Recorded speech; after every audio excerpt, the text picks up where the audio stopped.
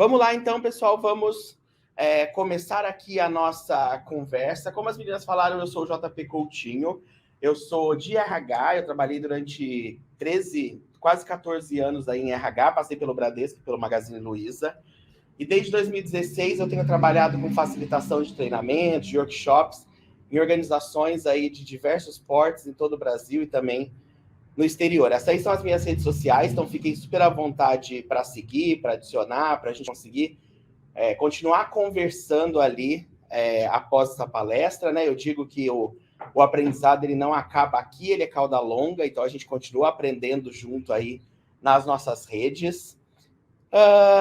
Vamos começar falando um pouquinho de que há um bom tempo a gente tem sido bombardeado com informações sobre transformação digital, né? As empresas se transformando, as empresas buscando uma nova forma de se relacionar, de comunicar, de vender, fazer gestão, né, dentro da própria organização. Então, a gente tem diversos exemplos aí no Brasil. Algumas empresas não seguiram esse movimento e foram pegos de surpresa com a chamada pandemia, Covid, né? Eu gosto muito dessa charge aí que rolou no começo da pandemia, que é a transformação digital está muito longe da gente, a gente precisa fazer diferente, nós somos consolidados, nosso modelo de negócio é único. Muitas empresas pensando nisso, mas foram surpreendidos, né? Foram surpreendidos com uma urgência e com uma necessidade de fazer diferente, ter o seu negócio de um jeito diferente. Mas a gente já vinha com sinais em algumas eras que nos mostravam que nós chegaríamos nesse ponto onde a gente está. A primeira dessas eras é a chamada Era da TI, que é datada de 1995. Aqui a gente tem como drives os computadores pessoais, a democratização da banda larga e também muita pesquisa e investimento em tecnologia. O que aconteceu?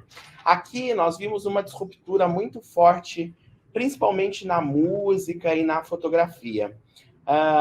Foi nessa era que as pessoas começaram a ter as suas primeiras câmeras digitais, fazer seus registros. Quem aqui não começou a baixar música, né, no Napster? Você baixava lá Caetano Veloso e vinha Sorriso Maroto, as pessoas sacaneavam, renomeavam a música, isso quando não vinha vírus. E na foto, eu gosto de contar uma historinha que eu sou de Minas, e quando a gente era adolescente, meus pais falaram, vamos todos para a Disney. Eu tenho uma irmã mais nova que eu, minha irmã, meu pai e minha mãe, família clássica na Disney. Minha mãe comprou um filme, 36 poses, a gente dizia naquela época, da Kodak, e fomos nós para a Disney. Fotos com o Pluto, com o Mickey, com a Minnie, Cinderela, todas aquelas fotos clássicas. No meio da viagem, Ana Flávia, minha irmã, abriu a máquina. Quantos registros temos dessa viagem? Nenhuma. As pessoas até duvidam que a gente foi para lá. E aí, com o advento das máquinas digitais, né, das câmeras digitais, esse mundo aí, esse cenário mudou. Depois, a gente vem para a segunda era, que é datada em 2010, que é a era do marketing digital, onde o impacto aconteceu principalmente nos meios de comunicação, né? Foi aqui que surgiram as primeiras mídias sociais, essa internet 2.0, as pessoas com os protótipos aí dos smartphones, né? Dessa internet na palma da mão, e uma disruptura principalmente nos jornais, nas revistas e na televisão. Foi aqui, por exemplo, que a Rede Globo começou a pensar, opa, a gente precisa disponibilizar o nosso conteúdo não só na televisão, não só nessa mídia tradicional, mas embarcar também esse outro público, e aí começou a colocar os conteúdos lá no site, e vem aí como um embriãozinho para o famoso Globoplay que existe hoje. E depois a gente vem para 2016, que é onde na história, né, nos livros, aí vai ser datada a era da transformação digital. Aqui nós estamos falando de tecnologia na nuvem, de internet das coisas, reconhecimento de voz, e uma disruptura bem forte na saúde, no varejo e começando a caminhar aí em educação. Então, os bancos, principalmente, né, o mercado financeiro aí, muito forte nessa era da transformação digital. Eu digo que parece ficção, mas só parece, já é uma realidade, mesmo em alguns momentos a gente achando que está muito distante de nós alguns temas como esse, mas não, eles estão muito perto neste mundo VUCA. Existem outras nomenclaturas hoje, né? MUVUCA, BANI, mas eu gosto de continuar usando o VUCA para descrever esse contexto que nós estamos vivendo, um contexto extremamente volátil, incerto, complexo e ambíguo. O que isso significa? Tudo mudando muito rápido e essas mudanças nos impactando de forma mais frequente e mais forte, né? A gente não tem certeza de como é que vai ser o dia de amanhã, como é que vão estar as coisas de amanhã, como é que vão estar as organizações amanhã, que passo a gente dá. Então, aqui entra uma coisa muito forte que é a adaptação. A gente precisa se adaptar a este contexto VUCA. Aprender a ficar confortável com o desconfortável. As perspectivas que a gente tinha de carreira, né, que tinham duração aí de 40, 50, 60 anos na mesma carreira, hoje elas diminuíram, né? Elas caíram aí para 5 anos. O que isso significa? Que a forma como você faz as coisas hoje, provavelmente daqui 5 anos elas já vão ter mudado. Então, o que a gente aprende hoje não garante respostas para o nosso amanhã. Tem uma capacidade bem importante aqui enquanto profissional, que é a capacidade do reaprender a aprender. A gente aprende, desaprende, reaprende, desaprende, aprende coisas novas. Então, isso de uma forma muito cíclica para esse mundo que não é mais linear. Não é possível mais ser linear. Então, eu gosto dessa frase que fala: não tem como, neste mundo complexo e sobrecarregado de dados, ser simples ou previsível. Não precisamos mais saber todas as respostas, mas precisamos aprender a fazer novas perguntas e criar redes de aprendizado. Eu falo que o profissional do futuro é aquele que não precisa saber tudo, mas precisa achar quem saiba. E quando a gente acha quem sabe, a gente precisa aprender a fazer boas perguntas. Saber perguntar também é uma competência aí do futuro. O mundo VUCA é isso aqui, né? A gente acha que os nossos planos vão ser céu de brigadeiro, você está planejando hoje, lá nas suas entregas, no dia a dia vai ser tudo bonitinho, e não, a nossa realidade é completamente diferente, diversa, né? Cheia de altos e baixos. Então, a gente não consegue mais controlar a realidade, mas a gente consegue se adaptar à realidade. O que isso nos traz? Que as tomadas de decisão, elas vão ser precisam ser cada vez mais rápidas e nem sempre a gente vai ter todos os fatos e dados para tomar decisão. A gente tem que entender que nós vamos falar cada vez mais nas organizações sobre sustentabilidade emocional. Por quê? Porque vai ter cada vez mais pessoas ansiosas, burnout, todas essas questões voltadas ao estado emocional e ao estado mental. Então, a gente precisa lidar com isso. O errar e corrigir rápido, então eu erro e corrijo rápido, isso também é bem importante. E pensando que tudo está em constante movimento e mudança, essa é a única certeza que nós temos. E essas mudanças, obviamente, elevaram a nossa capacidade de se adaptar. Vejam bem, em apenas 2 dias, a gente gera aí nas redes mais informação do que o acumulado desde o início da civilização até o ano de 2003. Então, desde o início da civilização até 2003, a gente gera tudo isso de informação a cada 2 dias. Não é à toa que você que está aí nos vendo se sente nessa Torre de Babel, nesse onde está o Wall-E, né? Como é que eu sobrevivo a isso tudo? Eu falo que o mundo mudou, as pessoas estão muito mais conectadas e assim também precisa ser a nossa atuação. Gente, as pessoas jogam Pokémon, né? Às vezes eu vejo uns movimentos em São Paulo, na Paulista, aquele monte de gente aglomerada, eu falo, nossa, tem algum artista ali, tem alguém? Não, as pessoas estão caçando Pokémon. Tem um Pokémon raro ali. E essas aí são as cartinhas de Natal, né? Que as crianças escrevem para o Papai Noel. O pedido das crianças hoje é: Papai Noel, como você está? Eu estou bem, fui um bom menino e meu presente está aqui. O link da Amazon, onde está disponibilizado o presente da criança. Então, essas são as cartinhas. Contei para vocês que o mundo mudou, as organizações também estão mudando, né? Hoje a gente tem nas empresas multigerações, pessoas, e aí com a pandemia isso veio muito forte, né? Multicultura, pessoas de diversos lugares do Brasil e do mundo trabalhando com a gente dentro da nossa empresa, nos traz muita diversidade e muita conectividade e nos pede uma rapidez de resposta. De novo, a competência do reaprender a aprender. Como é que eu lido com todas essas questões dentro do ambiente organizacional, no meu dia a dia. No mundo que está saindo do lucro, para a gente falar sobre propósito. Eu gosto de fazer uma metáfora que é assim. A nossa geração está vivendo um momento que é como se a gente estivesse numa festa e tem 2 salões tocando 2 músicas diferentes, a música do passado e a música do futuro, e a gente está exatamente no meio do corredor ouvindo ainda as 2 músicas, que é essa transição aqui de mundo.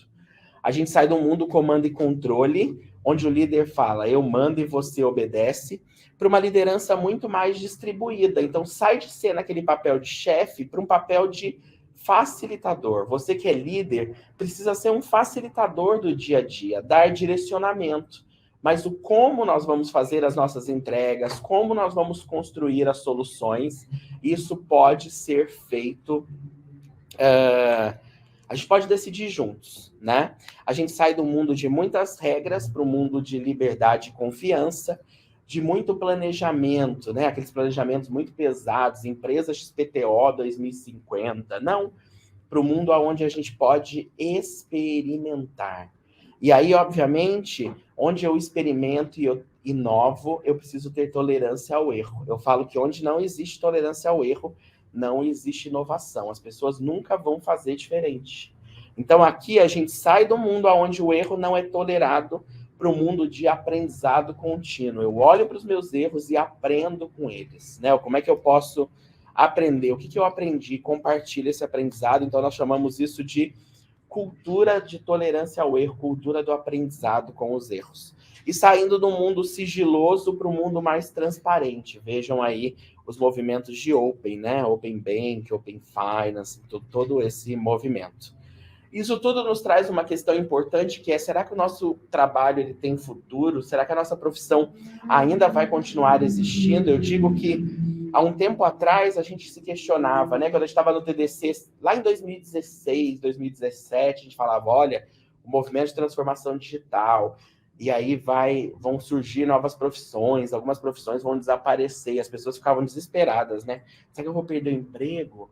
Hoje, o cenário que a gente vê é as profissões estão sendo muitas coisas automatizadas, evoluindo, e o que está faltando é profissional preparado. A gente precisa se preparar para esse movimento, né? Não é que vai faltar profissão, vai faltar pessoa qualificada para atuar. Então, o Fórum Econômico Mundial, na reunião do ano passado, trouxe que 65% das profissões de 2030 ainda não existem, 35% das habilidades mais demandadas e esperadas dos profissionais vai mudar. As empresas não são mais indústrias, são como cidades, né? São sistemas orgânicos, resilientes e adaptativos, então elas vão crescendo de forma orgânica, sem que a gente consiga controlar. E esses temas, né? Robótica avançada, automação, inteligência artificial, aprendizagem automática, vão ser potencializados aí neste pós-pandemia. Essas aqui eram profissões que existiam, pasmem, há 60 anos atrás. Despertador de humano, acendedor de poste, arrumador de pino de boliche.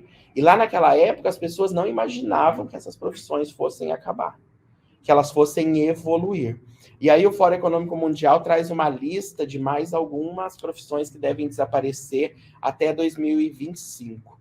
Então, todos aqueles trabalhos que são muito manuais e operacionais, né? Caixa de supermercado, atendente de telemarketing, juiz de futebol, contadores, todo mundo que trabalha com contabilidade, né? A profissão contador vai ser automatizada, fazer balanços, fazer esses cálculos, mas surge uma nova profissão oriunda deste meio, que são os peritos, né? Trabalhar muito mais num olhar de fiscalização, de perícia, do que fazer, propriamente dito, estes trabalhos operacionais, aí, muito manuais. E profissões que serão populares, tudo aquilo que é voltado para a saúde, para tecnologia e energias renováveis, eólica, então todo este meio aí que nós estamos falando de sustentabilidade do nosso mundo e das organizações também. Começam a surgir os pilotos de drone, peritos digitais, com muitos crimes cibernéticos, né? Nós já estamos vendo isso acontecer.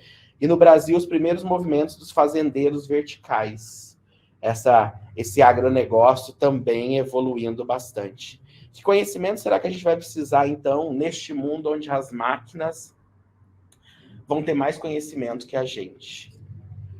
O Fórum traz para 2025 as 10 principais competências. Vocês conseguem perceber aí que 95% delas são competências comportamentais. Nós estamos falando de capacidade de pensamento crítico e análise, criatividade e iniciativa, inovação, estamos falando de raciocínio, resolução de problemas e ideação, liderança, influência social, aprendizagem ativa e técnicas de aprendizagem.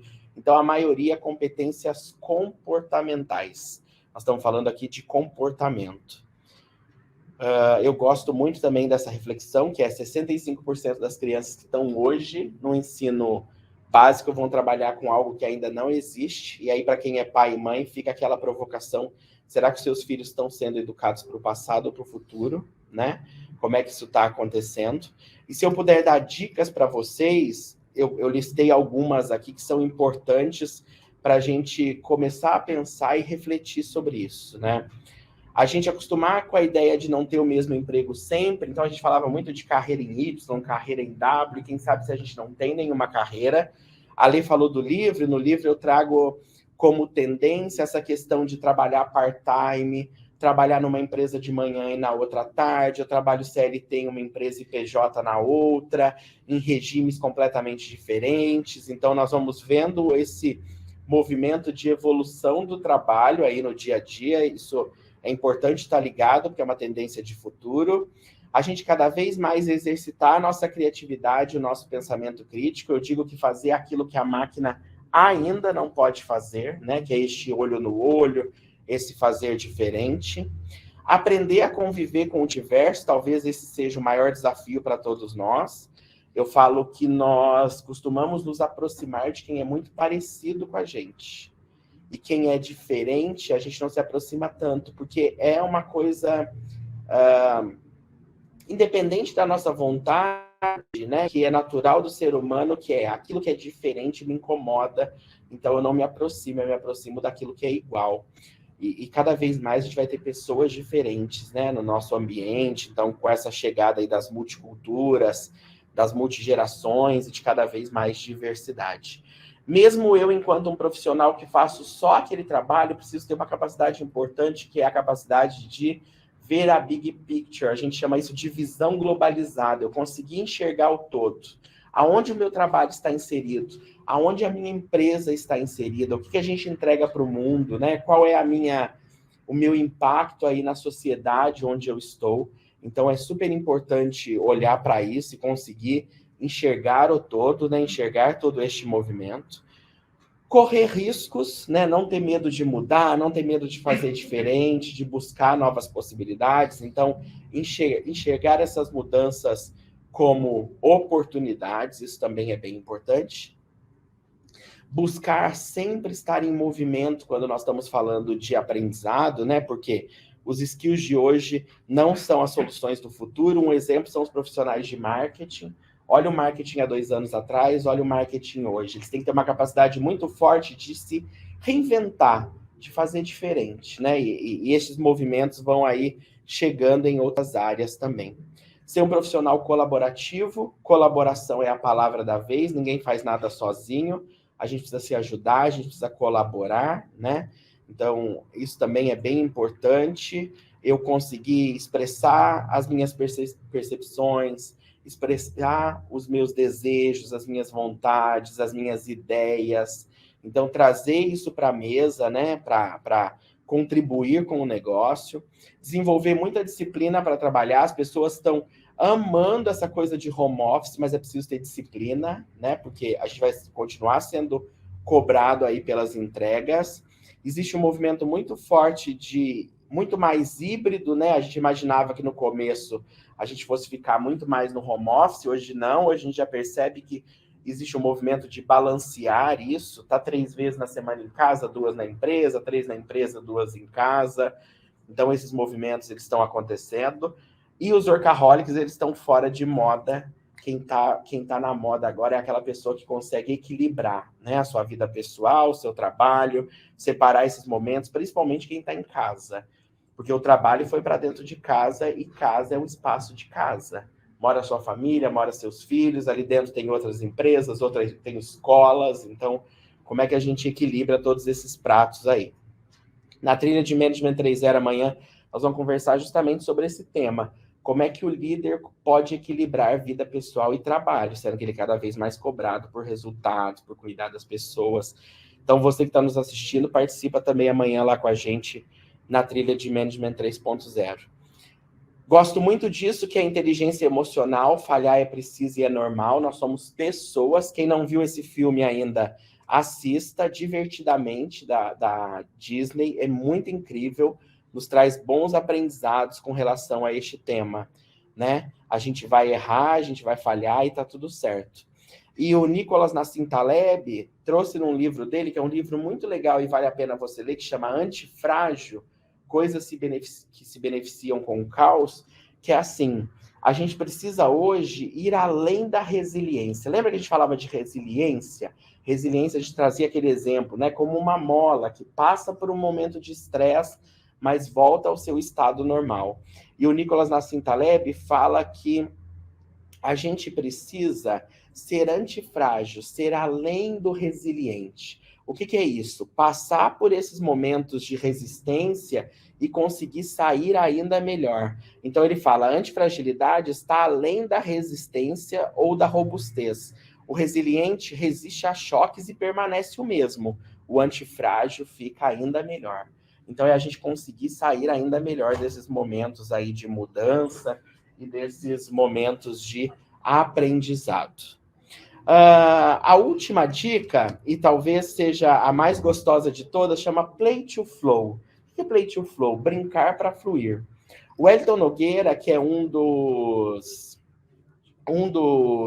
criadores do movimento Doutores da Alegria, o Wellington fala que nós somos os únicos animais que depois que crescemos paramos de brincar.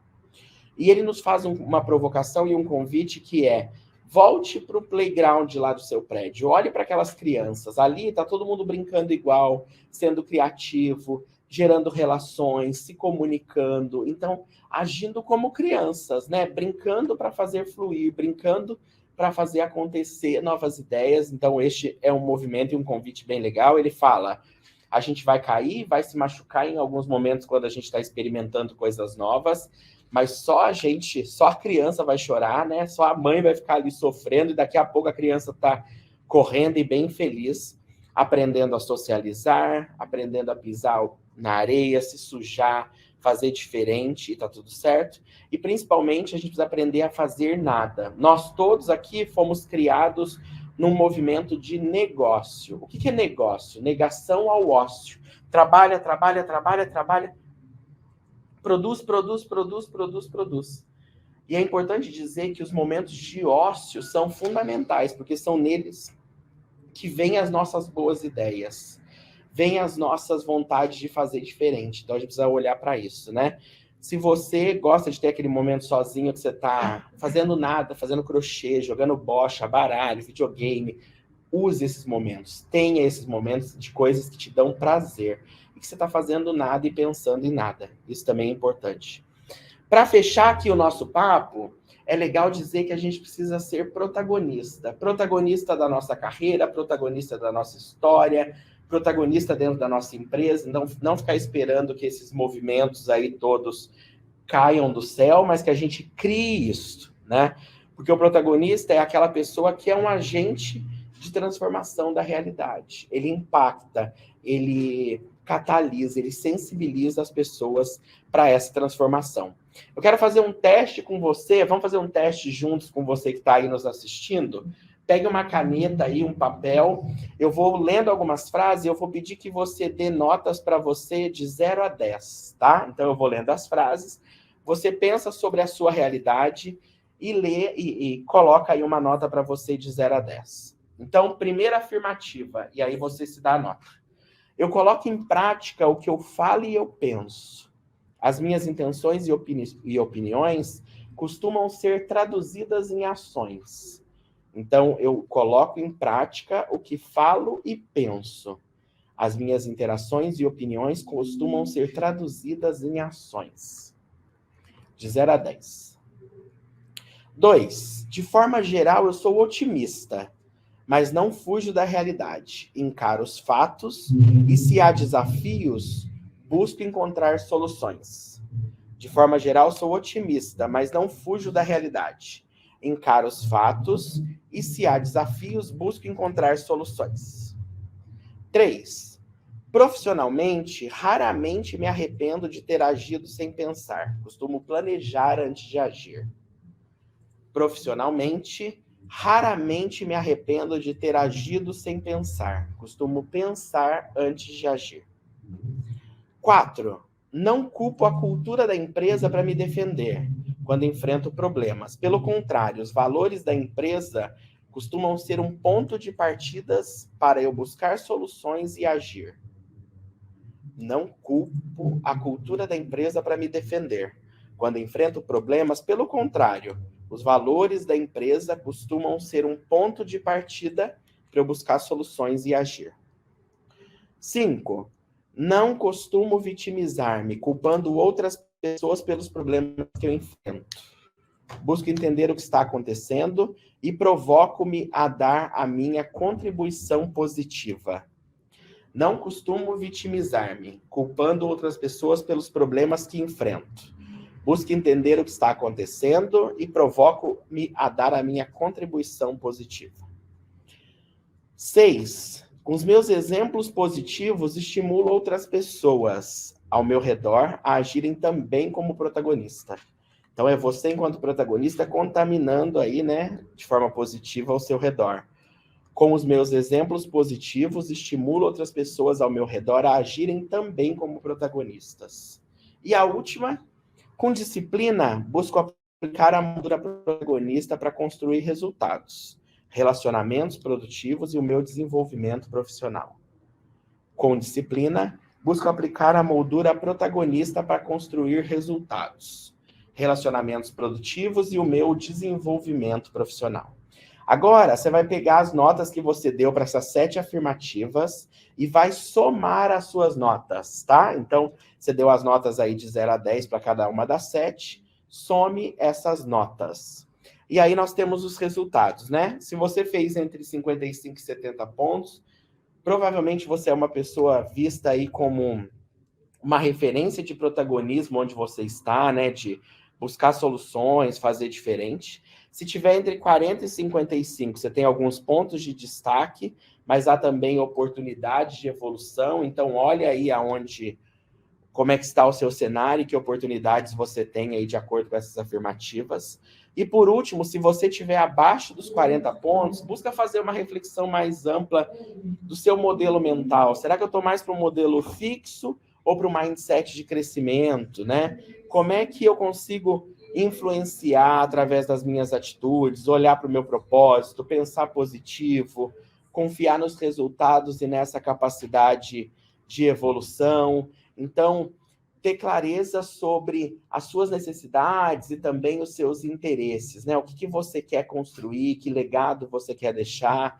Então, com certeza você encontra aí oportunidades de melhoria. Isso é bem legal da gente olhar e tentar fazer diferente, também tentar se desenvolver, tá bom?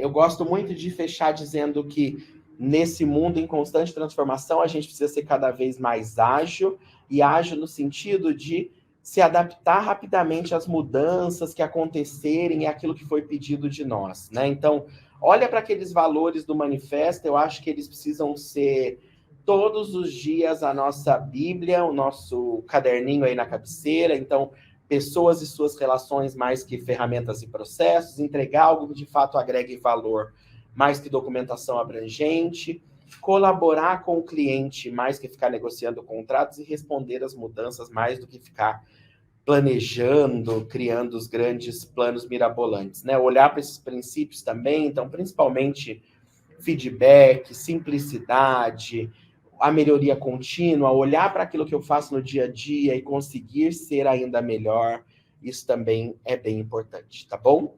Então, esse é o meu recado aqui nessa conversa. Espero que vocês tenham gostado, que a gente possa continuar aprendendo aí, se desenvolvendo e construindo juntos, colaborando com esse aprendizado. Deixo aí para vocês o QR Code para o meu canal do YouTube. Lá tem algumas conversas relacionadas a esses temas de pessoas, lideranças, com alguns cases bem legais. A gente está falando da Wiz, da Ambevtech, Suzano, Klabin, Sicredi. Então, você vai aprender e vai ver como é que essas empresas estão navegando aí neste momento de transformação. E a Lê trouxe o meu livro, acabei de lançar pela editora Carole, Repensando o RH, Ágil, Diverso, Exponencial. O livro está à venda na Amazon. Essa semana está num valor super especial por conta do TDC. A gente baixou a régua aí com a Amazon para conseguir oferecer o melhor preço possível no livro, tanto na edição digital quanto na edição física, tá? Então, estão convidados aí também a conhecer meu livro. Muito, muito, muito obrigado para você que estava aqui com a gente na trilha de carreiras. A gente vai conversando aí nesses dias de TDC, aparecendo aí em outras trilhas também. Espero que a gente tenha a oportunidade de se encontrar em breve nas próximas edições. Obrigado, pessoal, aí pela participação de vocês.